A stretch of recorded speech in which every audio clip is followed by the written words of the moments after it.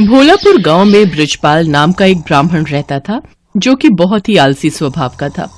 घर में उसकी पत्नी सुनीता और बेटी गुड्डी उसके साथ रहती थी। बृजपाल सारा दिन खाट पर ही पड़ा रहता था। बृजपाल दिन भर में बस एक ही काम करता था, और वो था भगवान शंकर की पूजा। वो हर रोज सुबह शाम शंकर भगवान की पूजा करता, उनके नाम की माला जपता, फिर सो जाता। अपने आलस के कारण सारा दिन सोए रहने की वजह से अक्सर बृजपाल और उसकी पत्नी में खटपट होती रहती। अब उठ भी जाओ जी, कितना सोओगे? चलो अब खाना खाकर खेत चले जाओ, फसल काटने का समय हो गया है। और हाँ, वापसी में आते हुए नदी किनारे लगे सरसों का साग तोड़ कर ले आना। घर में बनाने के लिए कोई सब्जी नहीं है। और हाँ, भूलना मत, नहीं तो आज खाना नहीं बनाऊंगी। अपनी बीवी की बातों को नजरअंदाज कर बृजपाल फिर से चादर तानकर सो जाता है। सुनीता गुस्से में लाल पीली हो जाती है।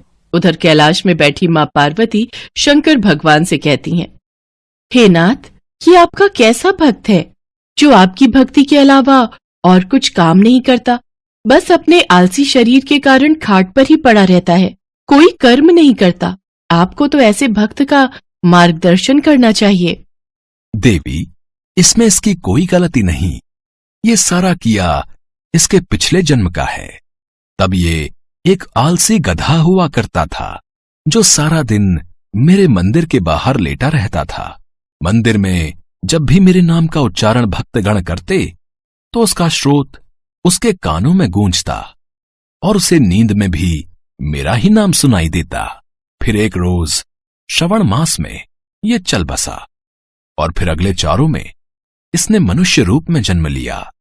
लेकिन इसके पिछले जन्म के आलसी स्वभाव ने इसका पीछा नहीं छोड़ा।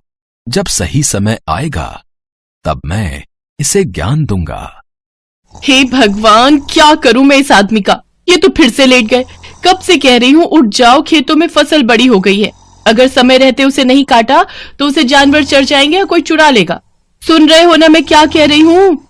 हे शिव जी, ना जाने इनका आलस कब खत्म होगा। इनके आलस से तो मैं अब तंग आ चुकी हूँ। सुनीता लगातार बड़बड़ाए जा रही थी, लेकिन आलसी ब्राह्मण के सर पर तो जूं तक न रेंगे। वो तो बस चुपचाप अपनी खाट पर लेटा हुआ था। बृजपाल को न उठता देख सुनीता गुस्से में आ जाती है और बाहर आंगन में रखी पानी की बाल्टी उठाकर लाती है और बृजपाल के ऊपर गिरा देती है। बृजपाल पूरा भीग जाता है और वो गुस्से में उठकर उससे लड़ने लगता है। काफी देर तक दोनों में खूब कहासुनी होती है। फिर वो गुस्से में घर से निकलकर शंकर भगवान के मंदिर में चला जाता है और वहां पहुंचकर शंकर जी से कहता है, हे शंकर भगवान, अपनी पत्नी की रोज रोज की झिकझिक से मैं तंग आ चुका हूं। अगर मेरी भक्ति ने आपको प्रसन्न किया है तो मुझे आप दर्शन दीजिए प्रभु। इतना कहते ही वो जोर जोर से रोने लगता है। अपने प्रति उसका प्यार और श्रद्धा देखकर शंकर भगवान उसको दर्शन देते हैं और कहते हैं, बृजपाल, तुम्हारी भक्ति ने मुझे प्रसन्न किया है। तुम सचमुच मेरे परम भक्त हो। कहो, तुम्हें मुझसे क्या वरदान चाहिए? हे प्रभु, मुझे ऐसी कोई चीज दीजिए जो मेरी हर बात माने और मेरा सारा काम कर दे। ये लो, मेरा ये छोटा त्रिशूल। तुम इस त्रिशूल को जहां भी रखोगे, वो अपना काम खुद ही करने लग जाएगा और काम पूरा होने के बाद ही रुकेगा। लेकिन हां, अगर तुमने इसे काम के लिए मना किया तो ये हमेशा हमेशा के लिए गायब होकर वापस मेरे पास आ जाएगा। भगवान शंकर उसको त्रिशूल देकर अंतर्ध्यान हो जाते हैं। त्रिशूल देखकर बृजपाल ये सोचकर बड़ा खुश हो जाता है कि अब से उसे कुछ भी काम नहीं करना पड़ेगा। इसके बाद वो त्रिशूल लेकर घर पहुंचता है और अपनी पत्नी और बेटी को त्रिशूल के बारे में सारी बात बताता है। अगले दिन सुबह ही बृजपाल ने भगवान शंकर का नाम लेकर उस त्रिशूल का इस्तेमाल शुरू कर दिया। वो जैसे ही त्रिशूल को घर के बीचों बीच रखता, सारे घर में अपने आप ही सफाई हो जाती। वो जिस भी चीज पर उस त्रिशूल को रख देता, वो अपने आप काम करने लग जाता। खेतों में रख देता तो अपने आप ही सारी फसल कट जाती। ऐसे ही कई दिन बीत जाते हैं। एक रोज जब सुनीता गुड्डी के साथ अपने मायके गई होती है, तो बृजपाल त्रिशूल को गैस के पास रखकर कहता है, मेरे लिए जल्दी से स्वादिष्ट सा भोजन तैयार कर दो। चूल्हे पर अपने आप कढ़ाई चढ़ जाती है और उसमें खुद ही तेल मसाले पड़ने लग जाते हैं। देखते ही देखते स्वादिष्ट पकवान बनकर तैयार हो जाते हैं, जिन्हें बृजपाल बड़े ही चटकारे लेकर खाता है। आहा हा हा, वाह, मजा ही आ गया। वाह वाह वाह, क्या स्वाद है। रोज भाग्यवान के हाथों का भोजन करके तो मैं परेशान ही हो गया था। सच में कमाल का है ये त्रिशूल। खाना खाकर बृजपाल आराम से गहरी नींद में सो जाता है और फिर जब अगली सुबह जागता है तो कुएं के पास जाकर उस त्रिशूल से कहता है, जल्दी से मेरे नहाने के लिए कुएं में से पानी निकालकर इस बाल्टी में भरा जाए। कुएं में से पानी निकालना हो, पौधों को पानी देना हो, साफ सफाई, कपड़े, बर्तन, सभी तरह के काम वो त्रिशूल बृजपाल के कहते ही कर देता। बृजपाल बगीचे में पड़ी पाइप के पास जाता है और अपने त्रिशूल को उससे छुआते हुए कहता है, पाइप, जल्दी से इस बगीचे में लगे पेड़ पौधों को अच्छे से पानी दे दो। पाइप अपने पौधों में पानी देने लग जाती है। फिर आलसी ब्राह्मण खुश होते हुए आराम से सोने चला जाता है, लेकिन सोने के कुछ देर बाद ही लाइट चली जाती है। फिर वो अपने त्रिशूल को हथपंखा पर रखते हुए कहता है, हे हाथ पंखे, जब तक लाइट नहीं आ जाती तुम मुझे इस पंखे से हवा करो। उसके ये कहते ही हथपंखा उसे हवा करने लगता है। कुछ देर बाद जैसे ही लाइट आती है तो वो हथपंखा बंद हो जाता है। एक दिन बृजपाल को बड़ी तेज भूख लग रही होती है। उसने खाली थाली अपने सामने रखी और जमीन पर बैठ गया। फिर त्रिशूल को थाली पर लगाकर कहने लगा, अब इसमें से जल्दी जल्दी स्वादिष्ट पकवान निकल कर आते जाए। कुछ ही देर में कई तरह के पकवान थाली में आते गए। कितना अच्छा होता अगर मुझे अपने आप खाना खाना ना पड़े और खुद ही मेरे मुंह में सारा खाना चला जाए। ऐसा कहकर उसने त्रिशूल को अपनी प्लेट पर लगाया और कहने लगा, अच्छे अच्छे पकवान जल्दी से मेरे मुंह में आ जाएं। उसके ऐसा कहते ही थाली में से तरह तरह के पकवान निकलकर उसके मुंह में जाने लगे और वो बड़े ही चटकारे लेकर उनको खाने लगा। पर ये मजा कुछ देर तक का ही था। कुछ ही देर में उसका पेट भर गया और वो खा नहीं पा रहा था। लेकिन पकवान थे जो कि उसके मुंह में लगातार जाते ही जा रहे थे। उसका पेट और मन पूरी तरह भर चुका था। वो जैसे ही उन्हें रोकने की बात सोचता है तो उसे भगवान शंकर की कही वो बात याद आई जिसमें उन्होंने कहा था कि अगर त्रिशूल को काम करते हुए रोका गया तो ये वरदान वहीं समाप्त हो जाएगा और त्रिशूल फिर से शंकर भगवान के पास पहुंच जाएगा। तभी वहां सुनीता गुड्डी के साथ अपने मायके से लौटकर पहुंच जाती है। वो दोनों ये सब देखकर हैरान रह जाती हैं। सुनिए जी, देखिए तो आपका पेट कितना फूलता जा रहा है, जल्दी से इस त्रिशूल को रुकने के लिए कहिए। बृजपाल शंकर भगवान के दिए वरदान को खोना नहीं चाहता था, लेकिन फिर भी वो थक हार कर कह ही देता है, रुक जाओ। उसके इतना कहते ही खाना रुक जाता है, लेकिन साथ ही वो त्रिशूल भी वहां से गायब हो जाता है। त्रिशूल को गंवाकर वो बड़ा ही दुखी हुआ, लेकिन अब वो कुछ भी नहीं कर सकता था। शंकर भगवान के दिए वरदान को अब वो खो चुका था। अभी तक बृजपाल ने जितने भी काम त्रिशूल को दिए थे वो सब कब रोकने हैं ये उसने साथ में ही बता दिया था, लेकिन खाना खाते हुए कब रुकना है ये कहना वो भूल गया था, जिस कारण खाना बिना रुके ही उसके मुंह में आता ही जा रहा था। सारी बात समझने के बाद बृजपाल कहने लगा, हे महादेव, मैं समझ गया। ये वरदान आपने मुझे सबक सिखाने के लिए दिया था। सचमुच में मैं कितना मूर्ख था जो हर छोटे छोटे काम के लिए भी आलस दिखाता था, और अब मुझे सीख मिल चुकी है कि छोटे छोटे काम के लिए किसी दूसरे पर निर्भर रहने से कितनी बड़ी मुसीबत आ सकती है। उस दिन के बाद से बृजपाल ने हमेशा हमेशा के लिए आलस त्याग दिया और हर रोज खेत जाने लगा। अपने सभी काम खुद करने लगा और दिन में 2 बार भगवान शंकर की पूजा भी करता। अब उसका जीवन पूरी तरह से सफल हो गया। सूरत शहर में सेवाराम नाम का एक जौहरी रहता था। वो भगवान शिव का बहुत बड़ा भक्त था। स्वभाव से भी वो बहुत दयालु था। सेवाराम के पास सब कुछ था, पर कमी थी तो एक संतान की। शादी के कई वर्ष बीत जाने के बाद भी सेवाराम को औलाद का सुख प्राप्त नहीं हुआ था। उसकी पत्नी मालती भी इसी कारण उदास रहती थी। सुनो जी, आप दूसरा विवाह कर लो, मैं आपको संतान का सुख नहीं दे सकी।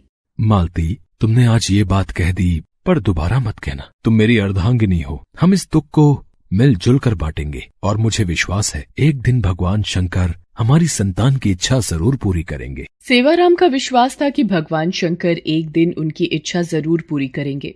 श्रावण मास शुरू हो चुका था। सेवाराम ने अपनी पत्नी मालती से कहा, मालती, मेरा मन है कि हम लोग एक बार बाबा बर्फानी की गुफा के दर्शन करके आए। बाबा अमरनाथ की यात्रा करके उनका दर्शन प्राप्त करने से मुझे विश्वास है कि भोला भंडारी तुम्हारी झोली खाली हाथ नहीं लौटाएंगे। हम अमरनाथ की यात्रा पर चलते हैं। ठीक है जी, मैं जाने की तैयारी कर लेती हूँ। सेवाराम और उसकी पत्नी अमरनाथ की यात्रा के लिए निकल पड़ते हैं। रास्ते में जगह जगह वो दान पुण्य करते हुए जाते हैं।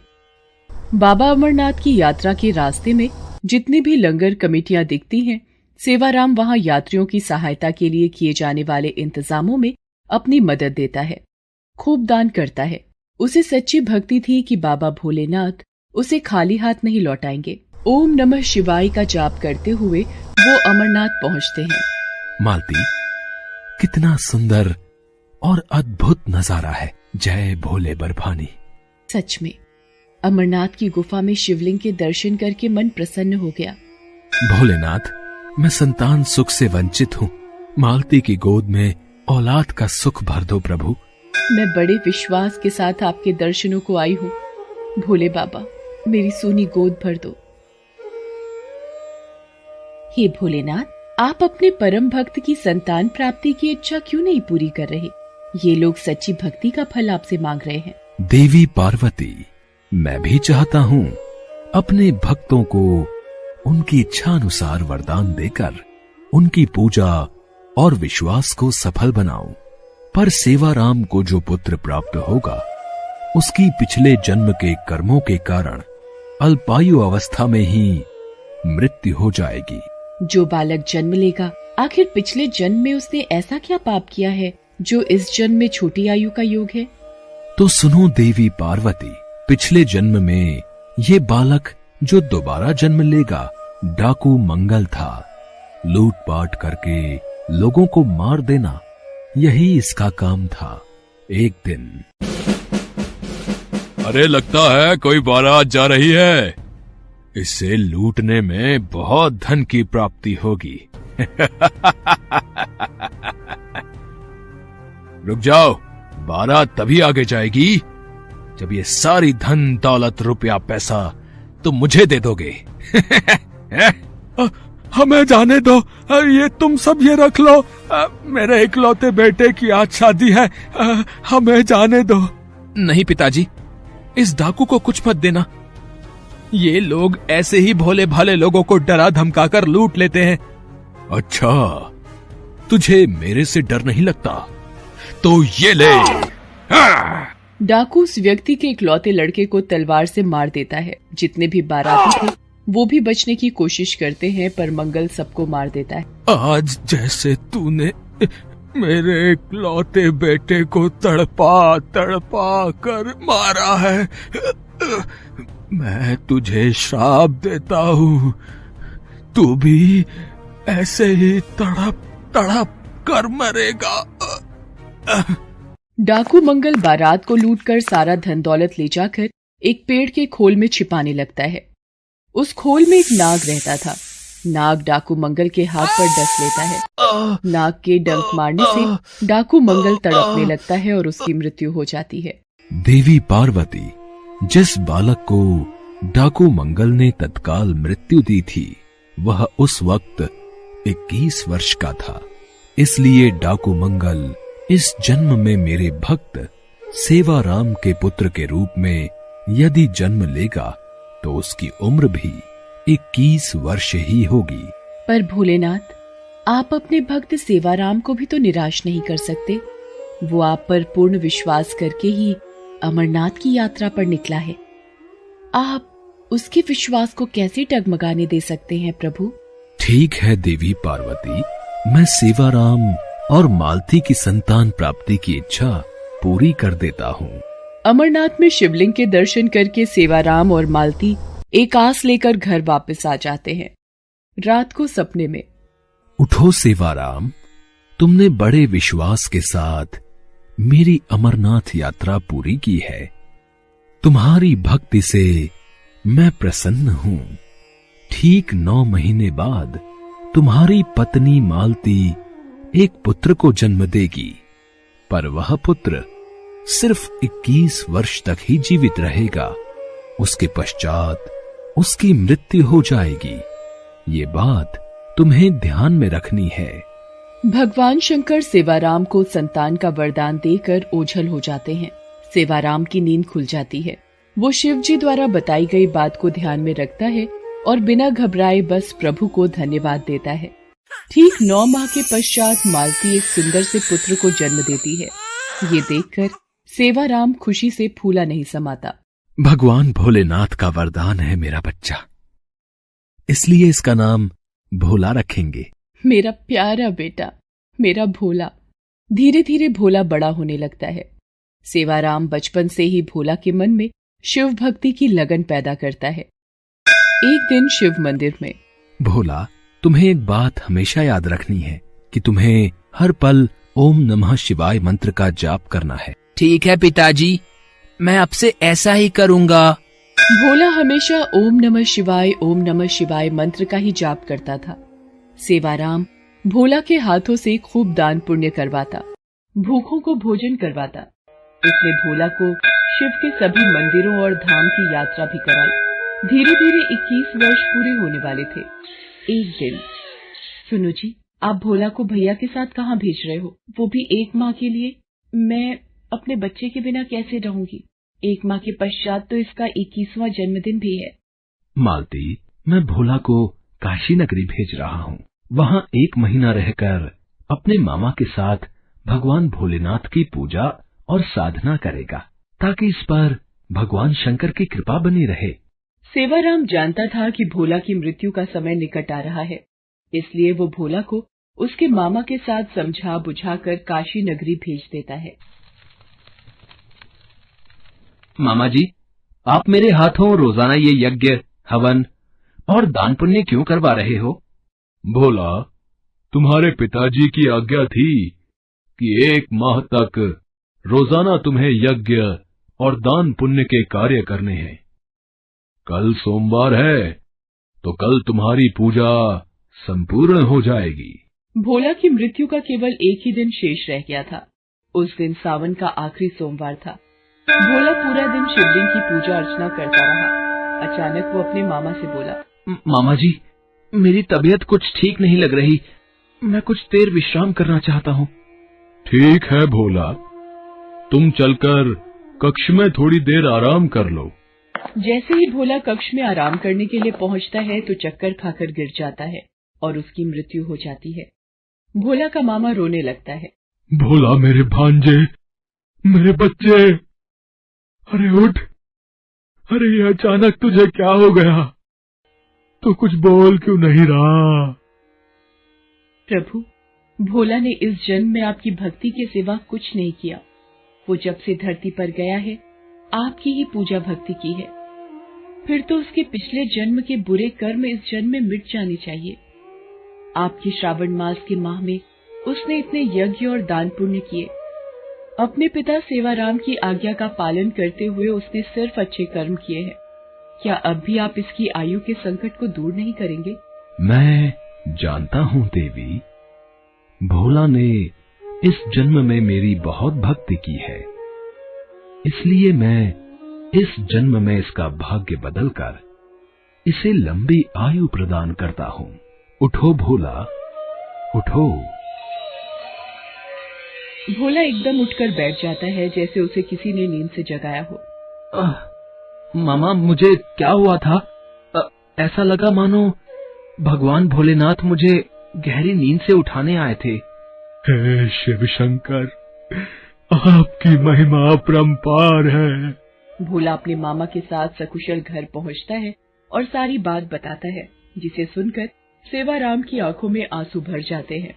मेरे भोलेनाथ, आपकी जय हो। आपकी लीला न्यारी है प्रभु। जय भोले बाबा की।